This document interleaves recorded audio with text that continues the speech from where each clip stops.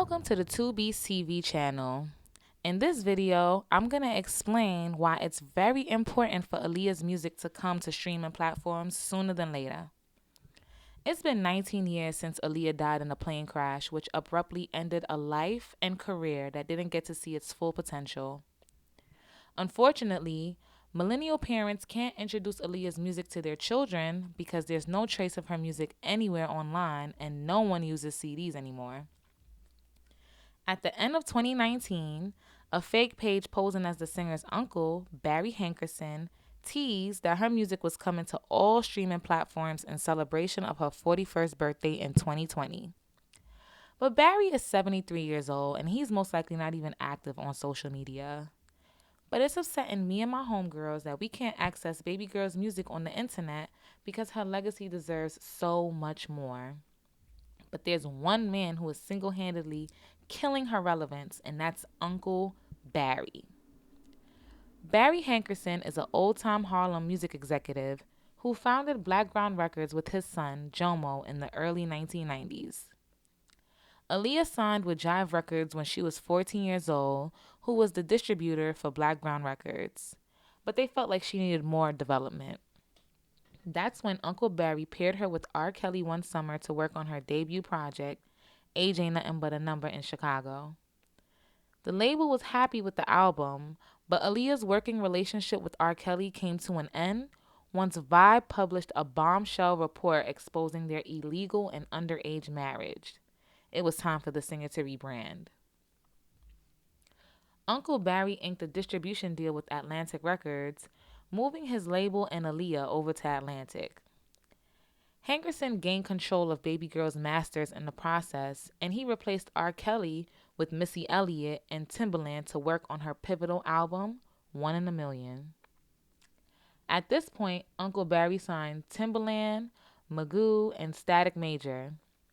Missy Elliott did her own thing, but over the course of the next 4 years, Blackground Records produced some of the best songs of the era, including Genuine's Pony in 1996 and Aaliyah's greatest singles, Are You That Somebody in 1998 and Try Again, which was her first and only #1 to hit on the Billboard Hot 100 charts.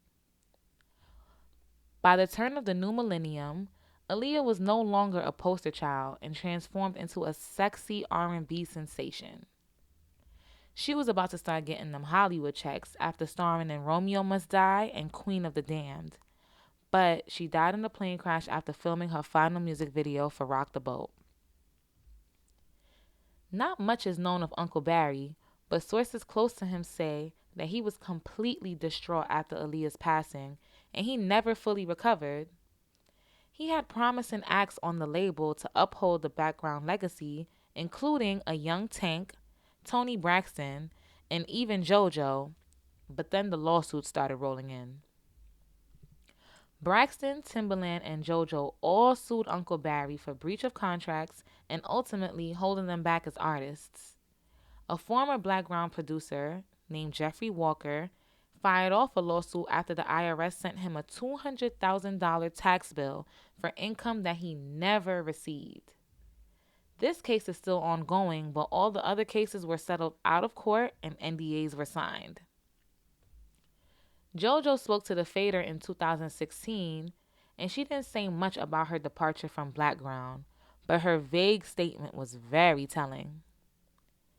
I'm not entirely clear on what I'm not supposed to talk about because I want them to leave me alone. It was such a strange and scary time. Threats and a lot of drama, she told the outlet. But the lawsuit that put the nail in the label's coffin was the one filed by Uncle Barry's ex-girlfriend, Kim Dang. Dang is a California hairstylist that began dating the music executive shortly after Aaliyah's death. But she claims Uncle Barry tried to ruin her life after she called it quits in 2006. During the trial, Uncle Barry was found guilty of falsely spreading rumors online that she had HIV, and he even purchased the hair salon where she worked at just to fire her. Dang also alleges that he set her car on fire, but he didn't get charged for arson. Uncle Barry refused to settle in court, but he definitely learned that day. The jury sided with Dang and awarded her $5.8 million in damages, but his bag was low after all of them out of court settlements, and Blackground Records acted as the guarantor for the debt. Unfortunately, Uncle Barry didn't honor his end of the bargain, and Dang came back for him in 2015. But in 2012, Blackground lost its distribution deal with Interscope and inked a deal with Reservoir Media, and Aaliyah's catalog was at the center of the deal, of course. After speaking with Reservoir CEO Rel Lafargue, Billboard reported that, as part of the deal, Reservoir will market Aaliyah's music to television and film, as well as release songs to online services like iTunes, Spotify, where much of her music can't currently be found. Additionally, the company will assist with licensing of songs for covers and samples. We've heard A$AP Rocky, Chris Brown, and Drake all sample Aaliyah's records, but little to no moves have been made in regards to the entire collection. An executive at Reservoir told Complex that her relationship with Blackground Records has been frustrating, but she assured that the album was still in the works. That was 4 years ago, though, and at the top of 2019, Reservoir scrubbed Blackground's records from its site, so there's no telling if they're still the publishing company that's responsible for this. In an interview with The Grape Juice, Barry mentioned that Drake and 40 were enlisted to produce the project, with the assistance of her ex-fiancé, Dame Dash. But her family and frequent collaborators, Timbaland and Missy Elliott, already denounced the album and the possible upcoming biopic because they're not involved in it.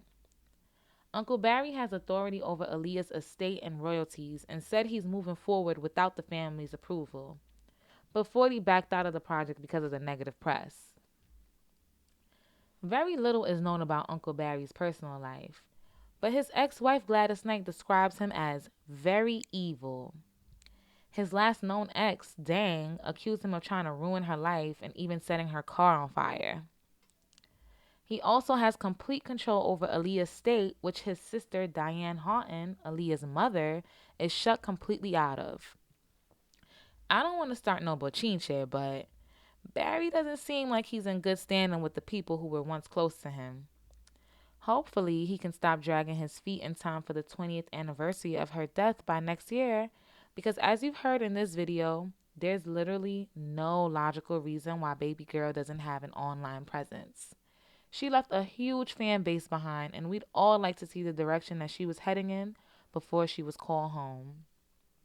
If you want to hear Aaliyah on music streaming platforms, be sure to sign a petition that is linked to the video. And if you want more videos like this, make sure to like, share, and subscribe to the 2B's TV YouTube channel.